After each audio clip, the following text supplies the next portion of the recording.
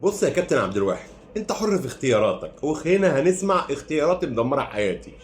بس قصه ان انت تقول كلام ما حصلش او كلام في الوهم المظلوميه، تعال ننمر عليه.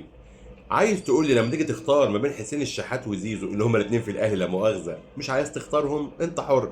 لكن تقول لي واحد سلوكيا مع لاعبتنا ما كانش كويس، مش ذنبه ان هو قفل نادي الزمالك وان هو اظهر كل مصايب اللي حاصله والمشاكل والبلاوي جوه النادي فوق السطح. اما لو هتدلس وتقول حته التنمر والكلام الفارغ، الفيديوهات موجوده. حابب تمشي ورا الفلاشات والكذب والتدليس، دي مشكلتك مش مشكله حد تاني. حسين الشحات ما عملش حاجه في الزمالك ولا لعبته غير ان هو قفل لهم النادي. نخش بقى. لا نخش ليه؟ ما الحكايه واضحه. زيزو لا، اصل الجرح واجع، وما تقلبش المواجع، ده الجرح لسه واجع. زيزو، خلص الكلام. سلام.